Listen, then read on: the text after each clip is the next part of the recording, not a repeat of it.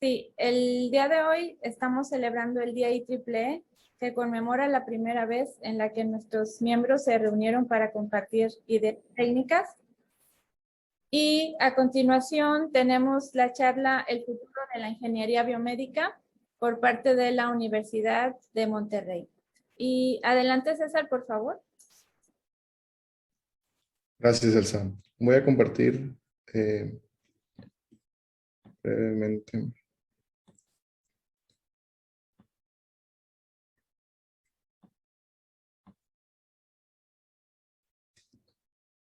¿Me pueden confirmar que ahí se ve la...? Ya se ve, César. Ok, perfecto, gracias.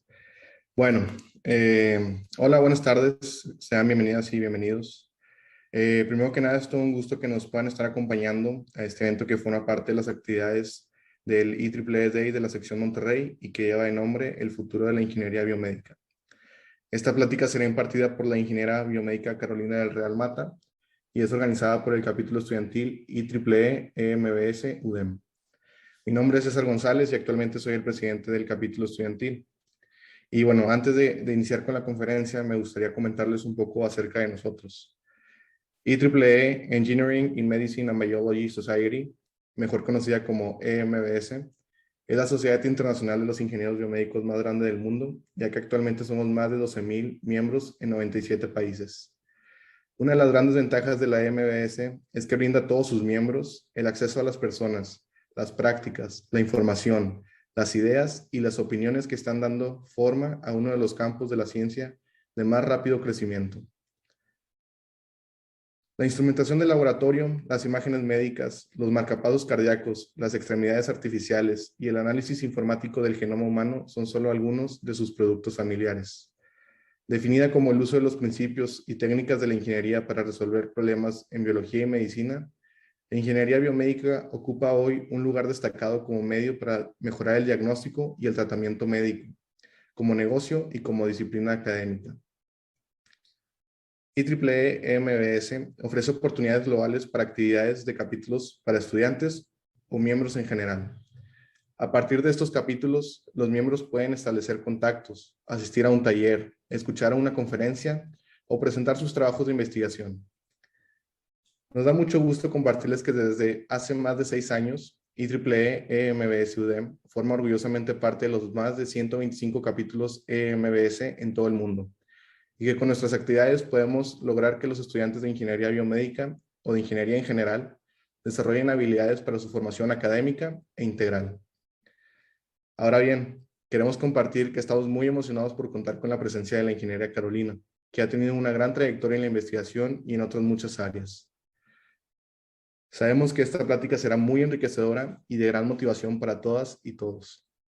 A continuación, les comparto la semblanza de la ingeniera Carolina.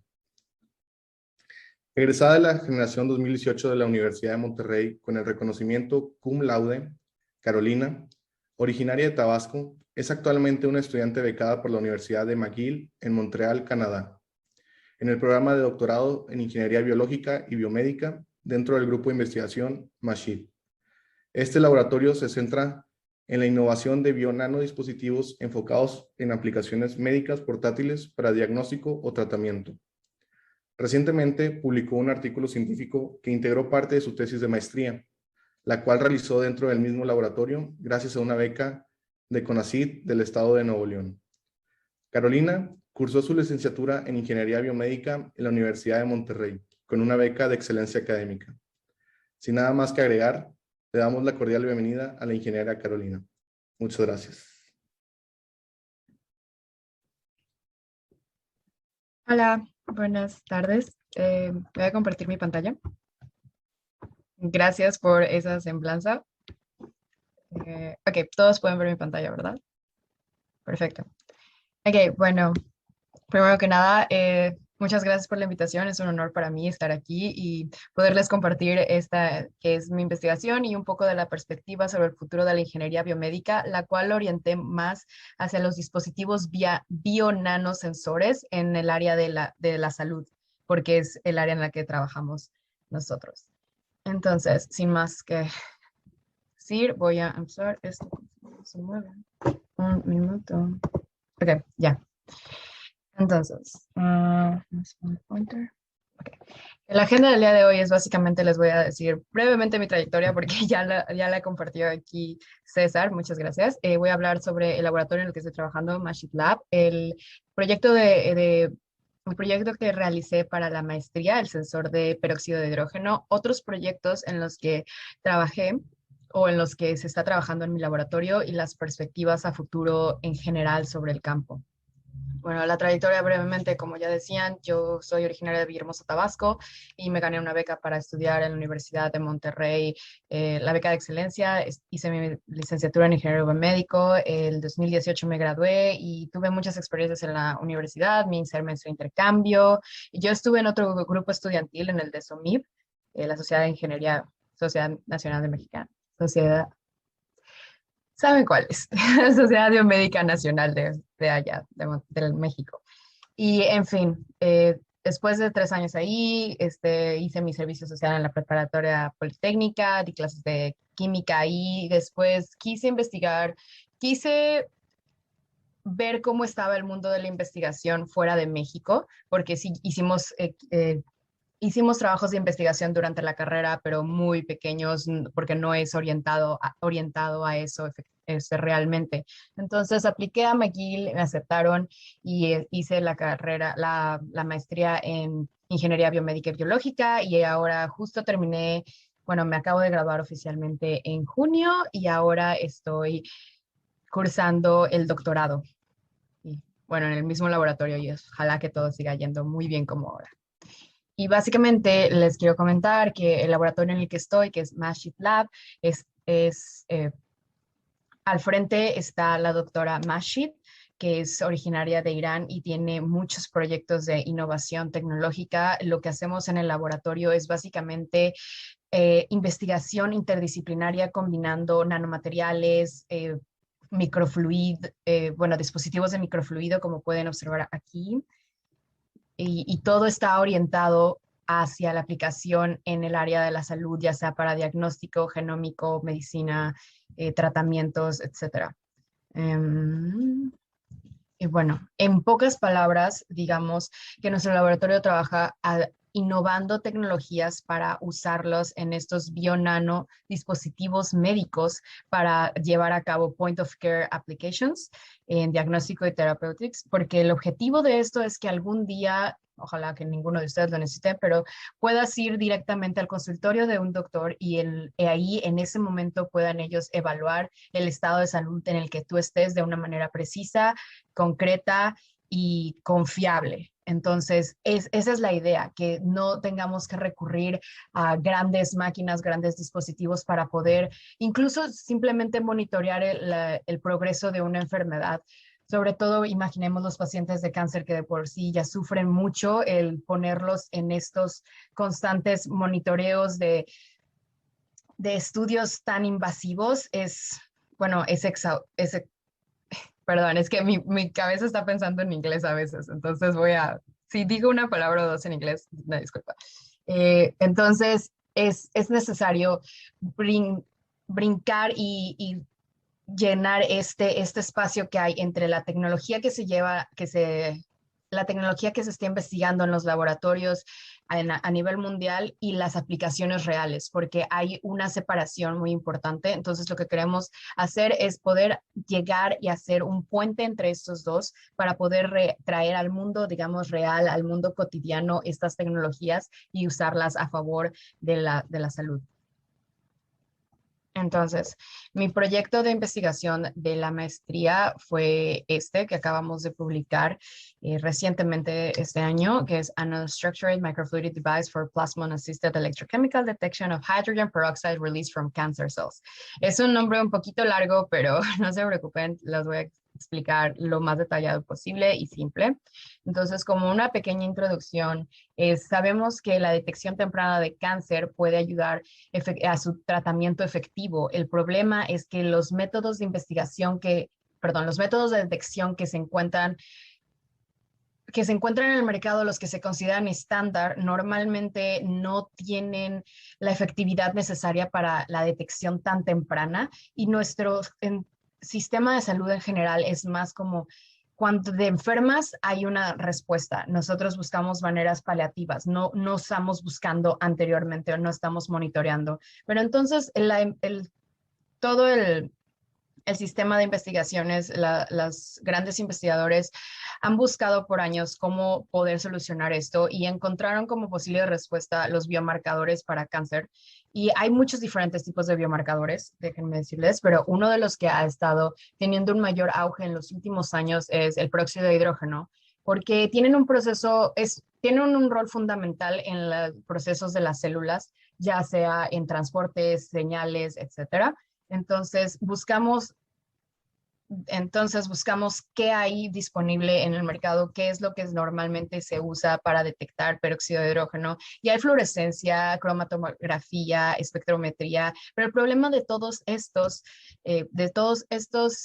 diferentes métodos es que normalmente no son prácticos para poder hacer dispositivos portátiles que tú puedas tener en el consultorio o que tú pudieras llevar a una comunidad que está aislada o en algún lugar donde hubo un desastre natural y no se puede tener acceso a los equipos normales.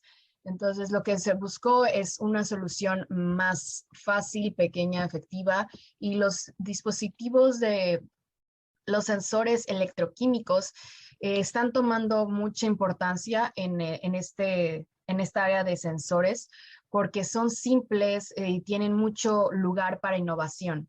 Un dispositivo electroquímico normalmente se compone de una celda electroquímica de 3 electrodos y en estos 3 electrodos hay uno que es el que necesitas para hacer la medición y este electrodo tiene un potencial para la innovación muy grande. Hay muchísima investigación en cómo mejorar estos electrodos y cómo hacerlos específicos hacia a lo que tú estás buscando detectar. En este caso, nuestro objetivo es detectar peróxido de hidrógeno. Entonces, estos electrodos normalmente son compuestos de metales y los metales tienen una propiedad que se llama propiedades plasmónicas, las cuales brevemente les diré que es que al momento que los metales interactúan con la luz, en metales estoy hablando de oro, plata y aluminio normalmente, esta interacción con la luz genera una nube de electrones que permite modificar el campo eléctrico y electromagnético de la superficie. Entonces, esta nube de electrones permite que la interacción electroquímica, los procesos electroquímicos sean más rápidos, más efectivos y entonces tu medición es más acertada y más fácil, etcétera. Entonces, estos materiales plasmónicos permiten que los límites de detección se hayan incrementado. Ahora, con estos tipos de materiales podemos detectar cosas que antes ni imaginable poder detectar. Y se ha encontrado que los materiales plasmónicos puedes incluso modificar cómo este campo magnético eléctrico se genera a partir de la forma y el tamaño de la estructura metálica que estás trabajando. Entonces, si tenemos una superficie plana de oro y tú la haces corrugada, tenemos un campo eléctrico mayor. Entonces, a partir de la modificación de esto, podemos mejorar aún más nuestros sensores.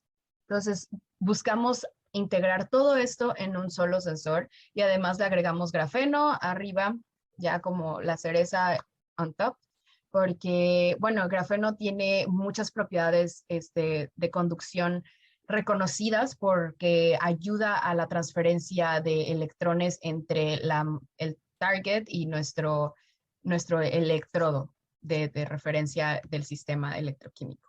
Entonces, básicamente lo que hicimos es, necesitamos todo esto junto y necesitamos hacerlo portátil y necesitamos hacerlo fácil. Entonces, el primer objetivo de este proyecto fue al realizar este electrodo que está compuesto de nanocavidades y adornado con graphene nanosheets. Y esto lo integramos dentro de un dispositivo microfluídico para poder hacer las mediciones portátiles donde quisiéramos. Este pequeño dispositivo de aquí es el que nos permite hacer las mediciones electroquímicas, y es como de ese tamaño. Entonces, prácticamente este sistema se puede trasladar a donde quisemos. Y bueno, al final el tercer objetivo del proyecto era validar el proyecto realmente con células cancerígenas. Rápidamente la fabricación de los electrodos que estoy hablando inició dentro del laboratorio, porque otro de los objetivos de todo esto es tratar de hacer electrodos y tratar de hacer tecnología que no se necesite, digamos, una extensa cantidad de tecnología de punta para poder realizarlo. Queremos realizarlo lo más simple posible para que el costo no sea elevado. Entonces, esto lo hago dentro del laboratorio normal, sin equipos de dispositivos fancy ni nada. Simplemente tenemos una placa de silicón y agrego unas perlas de poliestireno para poder hacer esta capa de esferas. Y después otro de mis compañeros lo lleva a un laboratorio un poquito más especializado y hace una deposición de metal, de oro. Y después lo que hago es remover estas esferas, lo que me deja una cavidad en la superficie. Ya después de que tengo esta cavidad, le puedo poner arriba el grafeno. Literalmente lo pongo arriba, lo dejo en el laboratorio en una cámara de vacío por una noche y ya lo puedo utilizar. Entonces, esto es como se ve realmente la superficie del electrodo que les estoy hablando antes de agregar el grafeno. Pueden ver que hay muchas cavidades en varios, o sea, distribuidas tal vez al azar, sí, pero la densidad de ellas es como constante. Y podemos ver un zoom aquí a una cavidad solita y una cavidad cuando el grafeno está presente, porque normalmente cubre parcialmente la cavidad. Y la primera caracterización que estuvimos haciendo electroquímica fue esta, que es medir la resistencia que tiene el electrodo a la corriente. Entonces, lo que podemos observar es, como les decía, las propiedades plasmónicas se generan a partir de la reacción, de la interacción de la luz con el material metálico. Entonces, si no hay luz, no va a haber una facilidad de la nube de electrones. Entonces, podemos ver que cuando no hay presencia de luz, los electrodos básicamente no permiten que pase la corriente. La resistencia es muy alta, pero en cuanto ponemos luz a estos electrodos, la resistencia baja realmente bastante y esto permite que la corriente pase rápido y esto nos da una retroalimentación a nosotros sobre cómo el electrodo funciona mejor. Entonces, necesitamos que el electrodo esté expuesto a luz y después lo que hicimos es ahora vamos a probar si nuestro electrodo es realmente sensible a peróxido de hidrógeno. Tenemos nuestro electrodo con grafeno, como lo vimos en esta última imagen, pero imagínense que toda la superficie está cubierta con grafeno. Y lo que hacemos es ahora poner en la celda electroquímica, ponemos buffer PBS y medimos. Como pueden ver, le irradiamos luz y tenemos cierta conductividad, cierta corriente y apagamos la luz y desaparece. Pero cuando hay presencia de peróxido de hidrógeno, la corriente con la que podemos leer en nuestro dispositivo incrementa muchísimo más. Entonces podemos decir que el dispositivo o el sensor es sensible al peróxido de hidrógeno. Y este mejoramiento que se pueda decir se debe a la interacción entre los efectos plasmónicos del oro, de las nanocavidades de oro, y que trabaja en conjunto con el grafeno y las propiedades de superconducción del grafeno.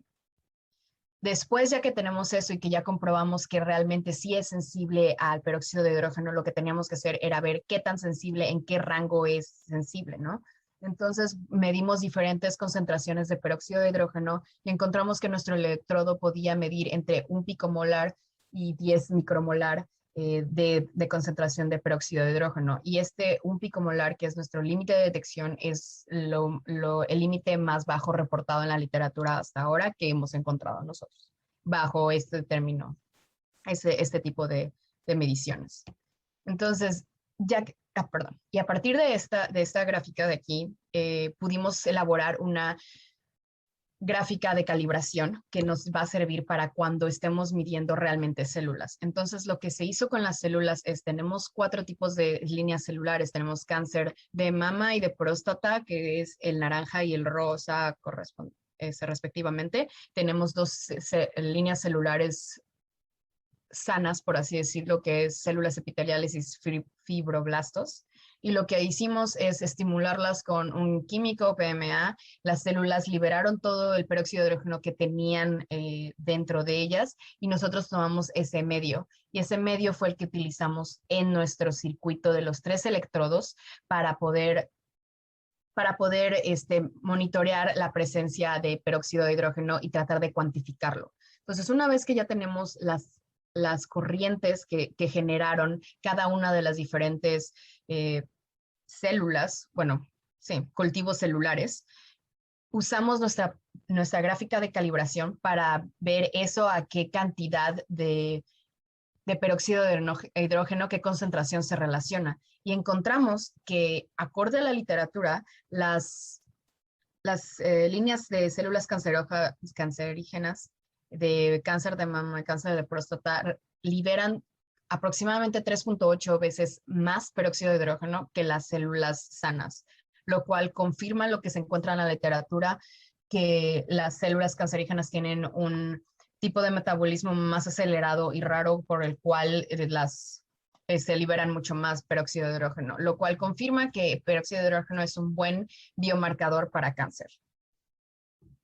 Y un cambio un poco drástico, pero ahora les quiero enseñar otras maneras en las cuales las propiedades plasmónicas pueden relacionarse con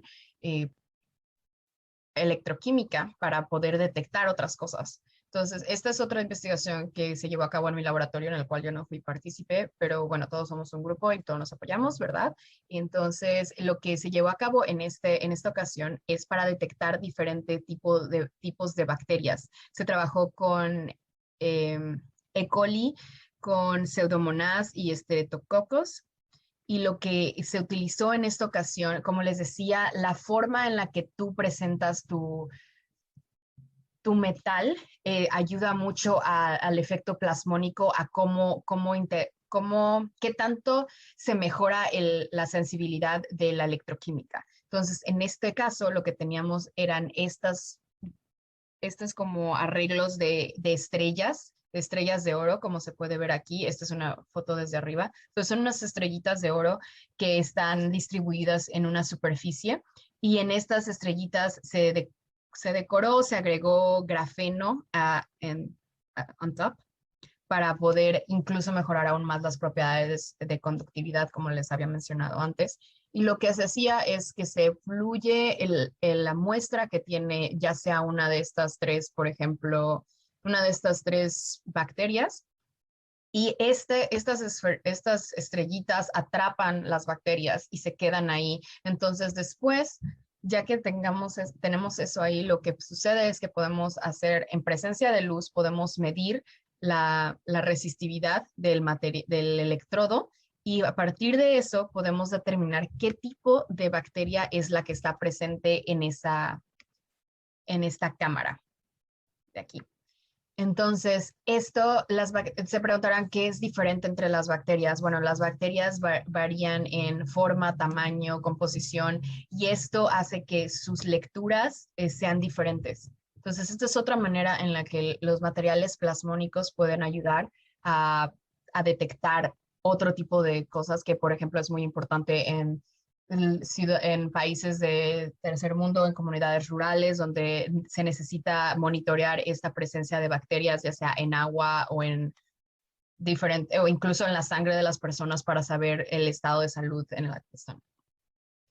Y no les he querido hablar de COVID porque, bueno, todos estamos ya cansados de oír de COVID, pero una nota rápida es que este tipo de mediciones electroquímicas, estos biosensores electroquímicos, tienen un potencial muy grande para ayudar a prevenir la pandemia, por así decirlo, o ayudar a prevenir que se siga propagando. ¿Por qué? Porque ellos pueden trabajar con saliva, con sangre, y imagínense que es como un glucómetro, literalmente. Entonces, en lugar de tener que ir que en el aeropuerto tengas que hacerte tu prueba y esperar un día en cuarentena a ver los resultados y ver si puedes o no salirte de tu hotel y bla, bla, bla. O sea, esto en un minuto en menos te podría decir cuál es tu estado de salud en la cantidad que tienes, porque muchos de casi todos los sistemas que tenemos actualmente de detección de COVID son simplemente cualitativos y esto te podría decir incluso cuantitativos y podría ayudar a monitorear realmente el progreso de la enfermedad. Entonces, hay muchos elementos de electroquímica que podrían ayudar a hacer dispositivos de detección más robustos y más rápidos y bueno, es algo como tener en cuenta. E incluso si no sucede en esta pandemia, no digo que vaya a haber otra, espero que no haya otra, porque ya nos cansamos, ¿verdad? Pero como quiera, es un buen punto de partida para la siguiente ocasión, es saber cómo controlar. Y esto todavía no se acaba, entonces esto puede volverse como un check-up rápido, inmediato en los aeropuertos para hacer un screening rápido. Y este es otro tipo de tecnología que ya no es electroquímica, esto es otro tipo de readout que es óptico, es el Raman Spectrometry, perdón, que es este tipo como de señal que ven ustedes aquí. Y lo que sucede aquí es también basado en materiales plasmónicos.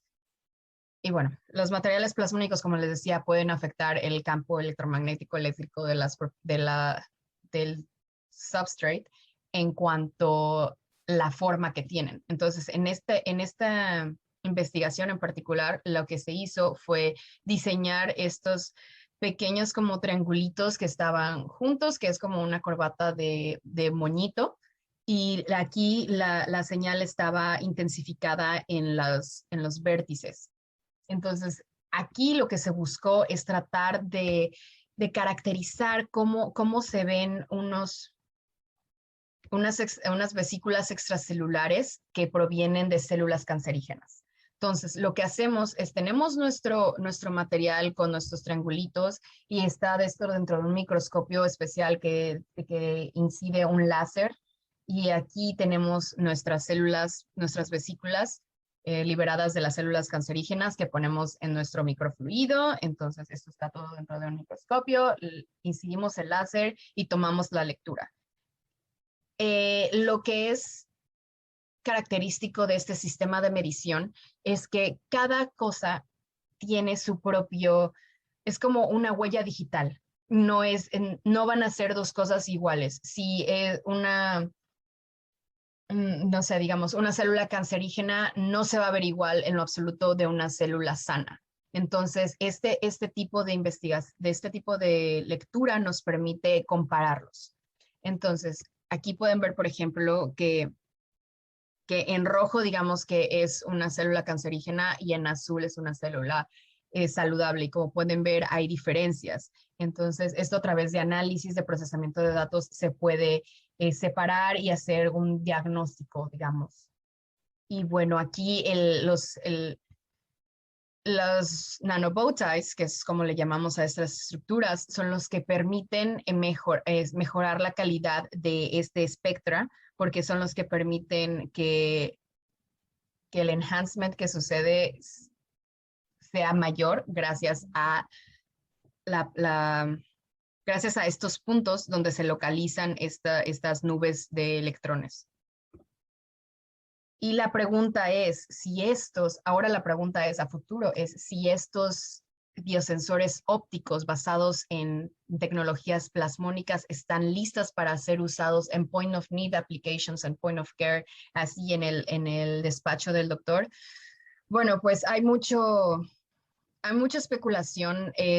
El mayor problema de todo esto es que la mayoría de los experimentos, como es un campo muy nuevo, todo está realizado en simulaciones y laboratorios y no se han llevado tanto a la práctica, al campo, por así decirlo. Entonces, todavía se necesita poder hacer este tipo de prácticas en hospitales, en centros clínicos, en lugares más remotos para poder realmente tener tener una sensación de dónde está la tecnología, qué se tiene que mejorar para poder hacer realmente algo robusto, que sea válido y en lo que puedas confiar en los resultados. Entonces, la respuesta es no, todavía no están ahí. Esta es una perspectiva que publicó mi profesora hace, bueno, unas compañeras en el laboratorio y nuestros profesores hace el año pasado en la pandemia porque no había otra cosa que hacer. Entonces, más que pensar en qué estaba, en qué momento y en dónde está el campo en respecto a la línea del tiempo. Y la conclusión es que todavía no está ahí, está casi ahí y hay las investigaciones en este campo han crecido exponencialmente en los últimos 10, 15 años y estamos cercanos a, pero aún no estamos ahí, pero ya casi. Y la última cosa que por supuesto está en todos lados y ustedes mejor que nadie saben que es Machine Learning, en todos los campos lo estamos encontrando y es que ha resultado que Machine Learning realmente da mucho más de lo que esperábamos y está revelando más allá de lo que los métodos convencionales de análisis podían ver antes. Entonces, y no solamente en cosas donde se encuentren y se tengan datos de bases gigantes, incluso en proyectos como el de detección de bacterias a partir de estas estrellitas de oro, si pudiéramos tener una base de datos tan grande que tuviera cómo está caracterizada cada tipo de bacteria, luego podríamos tomar la señal, podría correrse a través de una computadora o de un algoritmo o de un modelo de machine learning, lo que sea necesario, y decirte inmediatamente qué es lo que tienes sin necesidad de tanto input del investigador. Entonces, Machine Learning está revolucionando la ingeniería biomédica al menos desde el área de sensores en investigación, está en todos lados y el año pasado empezamos a ver su aparición más y más constante y más importante en diferentes papers que tenemos que leer constantemente, ¿no? Este paper en particular hizo un trabajo muy interesante porque ellos querían poder clasificar en la etapa en la que el cáncer pulmonar de una persona está a partir simplemente de una extracción de sangre. Entonces ellos toman sangre y de ahí pueden aislar estos exosomas que son parte de estas vesículas extracelulares que liberan las células y estas vesículas extracelulares tienen información de la célula de origen y esta célula de origen en este caso son las cancerígenas. Entonces, una vez que las aíslas, las puedes poner en estos sustratos donde tienes tus partículas de oro que son necesarias para poder mejorar nuestro espectro. Y entonces lo ponen uno sobre otro, lo ponen en el microscopio como les estaba comentando, inciden el láser y recolectan las bases de datos, recolectan todos estos datos y recolectaron datos de células normales o sanas y de células cancerígenas. Y ya que tuvieron estas bases de datos de cientos de espectras, 500 espectras, se lo dieron todo a un modelo de deep learning y le dijeron, estas son células normales, células sanas, células cancerígenas, y entonces el modelo solito, ya sabemos que funcionan de maneras mágicas y místicas, de maneras, por supuesto son todos modelos matemáticos, pero bueno, separó en dos, clasificó en sanos y en cancerígenos.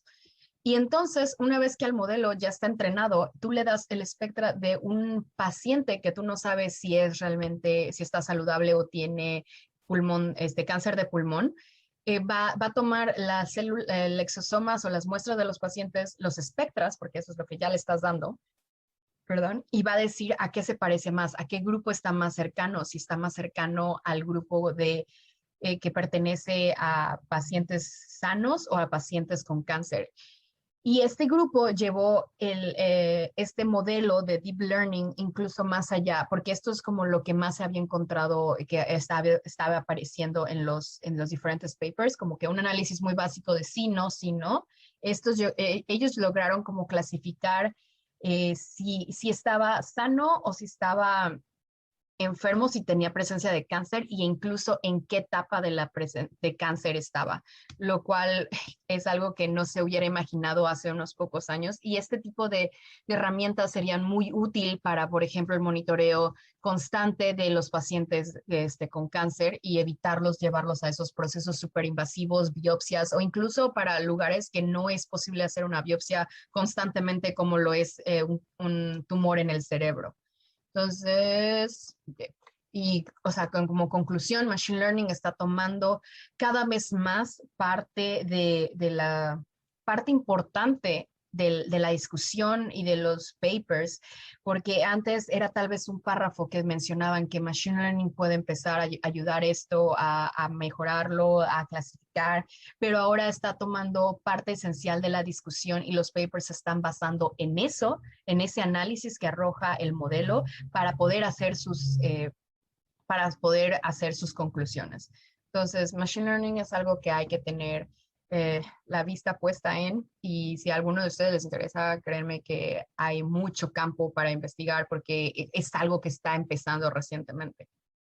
Y bueno, esta presentación, estos proyectos son básicamente los esfuerzos de mis compañeros en el laboratorio, gracias a las agencias que dan los fondos para que se puedan llevar a cabo todas estas investigaciones. Y bueno, si tienen alguna pregunta, aquí estoy. Muchas gracias. Ya, es todo.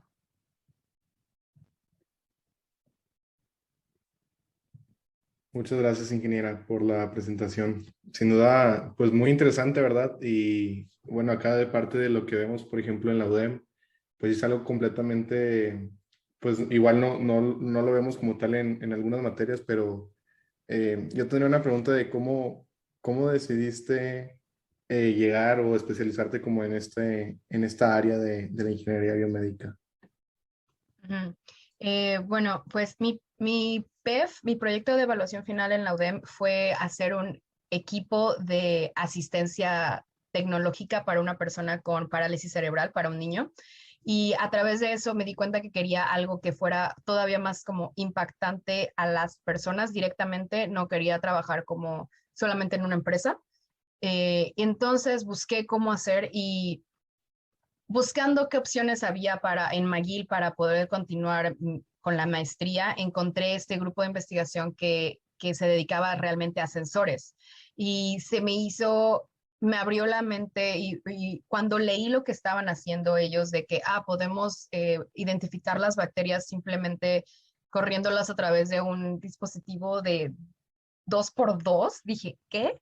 Y bueno, todas las implicaciones que esto podría tener en lugares, me refiero a lugares aislados en México, por ejemplo, de que no necesariamente colonias, pero sí colonias y comunidades que están fuera de las ciudades. Dije, yo siempre he querido poder ayudar a esas personas porque no se me hace justo que estén tan aislados de los grandes centros médicos cuando hay tecnología que podríamos llevarles y para poder ofrecerles como una calidad de vida mejor en términos al menos de salud. Y básicamente buscando qué hay afuera, encontré lo que me gustaba, hablé con la profesora, hubo clic y dije, bueno, sí, esto quiero hacer. Gracias. No sé si hay alguien más con una pregunta. Ana. Gracias. Yo tengo una duda y a lo mejor está medio mensa, pero me quedó intriga de cómo era que la estructura del grafeno como que ayudaba a que, creo que eran como unos hoyitos que habían hecho al principio para realizar las mediciones. Sí, Y no, sí, continúa. no sé si o sea, no sé si tiene que ver con la estructura en sí hexagonal que tiene el grafeno, que hace que algunos se cubran más que otros, o cómo es que sucede. Hay varios mecanismos por lo que esto sucede, y lo primero es, no hay preguntas tontas. Créeme que yo sigo preguntando demasiadas cosas a todo el mundo y siempre les digo, es una pregunta tonta, y me dicen lo mismo, no hay pregunta tonta. Entonces, no hay pregunta tonta. Y bueno, lo que hay aquí es que el grafeno ayuda porque, como tú dices, tiene una forma hexagonal, entonces hay más área en la que puede ocurrir esta transferencia de electrones, para empezar. Y la segunda es que cuando está en el efecto plasmónico que ocurre en este tipo de electrodo en particular, ocurre en la periferia de la nanocavidad. Entonces ahí es donde se concentra todo este campo electromagnético. Entonces, el grafeno, al estar encima de ese campo electromagnético, ayuda aún más a la transferencia de electrones, porque como les comentaba, lo que pasa en el oro es que esa nube de electrones está ahí flotando y ayuda que permite que la reacción química pase mucho más rápido porque ayuda dando electrones pero en este caso, como tienes el grafeno y tienes eso, entonces todavía se promueve más esa transferencia de electrones. Ah, ok, perfecto. Muchas gracias. De nada. Yo tengo también otra duda, hablando de cómo llevar como todos estos dispositivos que cada vez los queremos hacer más chiquitos y como más portátiles. ¿Cuáles son los principales retos o dificultades que se presentan a hacer cada vez las cosas mucho más pequeñas, ¿no? Que hemos estado acostumbrados a dispositivos de gran tamaño, pero como lo mencionas, pues el reto ahora es como hacer los portátiles más fáciles de utilizar también. No sé, ahí que nos pasa. Bueno, hay mucho, de hecho, eso es un área que hay mucho potencial todavía por explotar, porque incluso en mi laboratorio ahorita estamos batallando porque tenemos toda nuestra investigación hecha a partir de, bueno, en la que nos basamos en un microscopio que de por sí es un microscopio pequeño, pero es un microscopio de laboratorio. Y lo que queremos hacer es llevarlo a una caja óptica de este tamaño que podamos llevar a todos lados. Y el problema que está teniendo es que no hay todas las, digamos, partes disponibles. Además, a pesar de que ya tenemos impresoras 3D que nos ayudan a hacer lo que queramos realmente, todavía los lentes ópticos, por ejemplo, no hay de los tamaños requeridos, no están de fácil acceso al mercado. Tenemos que trabajar en compañía de Nikon o Zeiss o esas compañías de microscopía para poder obtener esas piezas tan específicas. Entonces, la mayor reto es poder traer esto que ya estaba funcionando perfecto en su tamaño gigante, poder miniaturizarlo y realmente tener los elementos esenciales para poder llevar a cabo la función que tiene que. Entonces, uno de los retos más grandes es poder decidir qué es lo esencial para poder realizar la medición y hacerlo chiquito. Y la otra, encontrar de que las partes, por ejemplo, y que funcione, porque lleva mucho tiempo trabajando en eso y todavía no sale. Perfecto, gracias.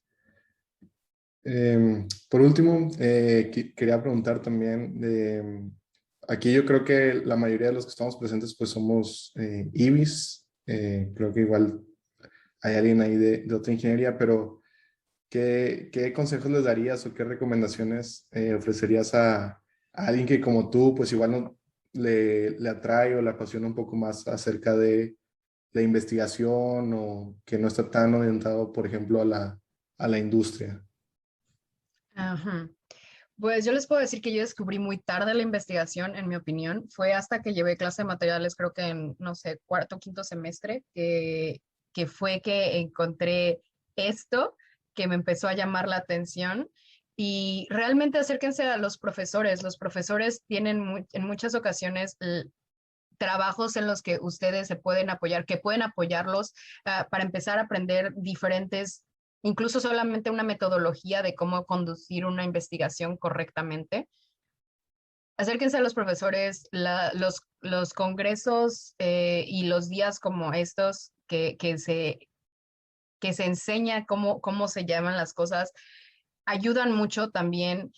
Yo busqué, cuando me fui de intercambio, también busqué intentar establecer conexiones para ver algo sobre investigación. De hecho, intenté hacer biomecánica, investigación en biomecánica, no me gustó. Entonces, tampoco se decepcionen si no les gusta un tipo de investigación, brinquen a otro campo, tal vez otro campo les va a llamar mucho más la atención que lo que estaban haciendo antes. Pero sobre todo es, creo yo, acercarse más que nada a los profesores que saben ustedes que tienen investigación, porque sí, incluso si ellos no tienen un lugar para ustedes en ese momento, normalmente los pueden referir a alguien que sí. Entonces, traten. Y también no se rindan porque la investigación nunca es fácil. Hay muchas veces que es una pesadilla, pero no hay que darse por vencido a la primera, hay que seguir intentando y es realmente muy bonito cuando las cosas salen al final después de todo el esfuerzo que pusiste.